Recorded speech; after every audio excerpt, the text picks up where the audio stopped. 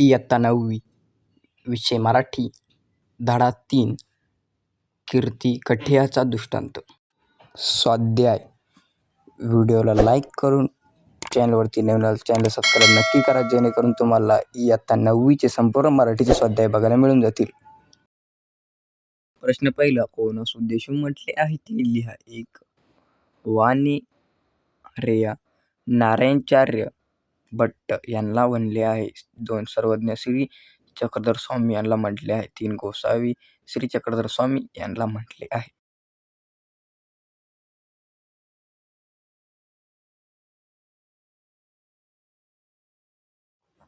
प्रश्न दुसरा. आकृती पूर्ण करा.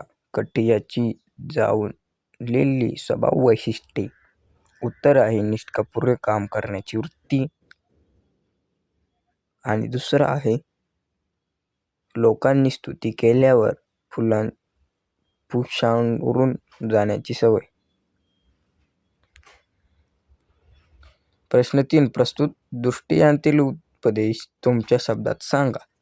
उत्तर आहे प्रस्तुत दृष्टांताद्वारे आपल्याला हा उपदेश मिळतो की प्रत्येक जीव विकाराच्या जाळ्यात अडकलेला असतो. विकारांपासून कोणत्याही दूर नाही, परंतु आपण आपले मन वाईट विकारांपासून दूर ठेवले पाहिजे. तसेच आपल्यात आलेल्या चांगल्या गुणांचा गर्व बाळगणे हा देखील एक विकारच आहे. म्हणून वाईट व चांगल्या वाटणाऱ्या सर्व विकारांपासून माणसाने स्वतःला दूर ठेवून स्वतःचे मन शुद्ध ठेवले पाहिजे.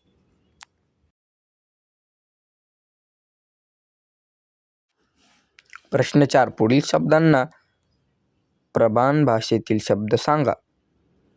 1. कठिया. त्याचा शब्द आहे पुजारी. सी. कसली. काईसिया. थंडी. कवनी. कोणी.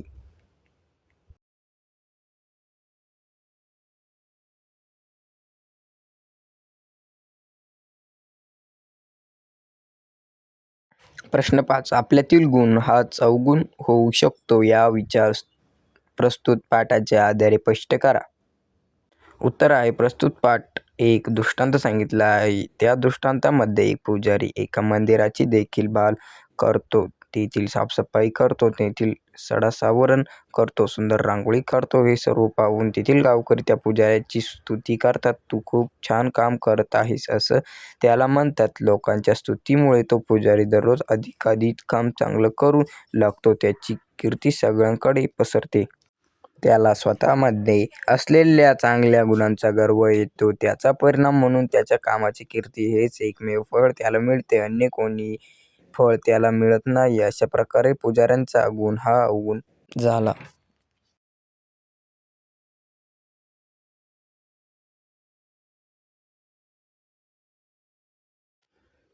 प्रश्न 6. पाठातील दृष्टांत वेगळ्या उदाहरणाद्वारे स्पष्ट करा.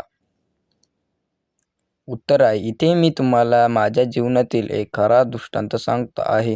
गर्व 1ली ते 7वी पर्यंत माझी मैत्रीण आणि मी एकाच शाळेत एकाच वर्गात शिक्षण घेतले आणि आताही आम्ही सोबत आहोत. ती वर्गात खूप हुशार. प्रत्येक वर्षी तिचा प्रथम क्रमांक ठरलाच. वर्ग 7वी मध्ये देखील तिचा प्रथम क्रमांक आला. सर्वांनी तिची खूप स्तुती केली. त्या वर्षी तिला तिच्या हुशारीप्रमाणे गर्व आला आणि दिवसेंदिवस तिने मेहनत घेण्याचे कमी केले. त्याचा परिणाम असा झाला की वर्ग 8वी मध्ये तिचा 5वा क्रमांक आला. तिच्यातला गुण हाच तिचा अवगुण ठरला.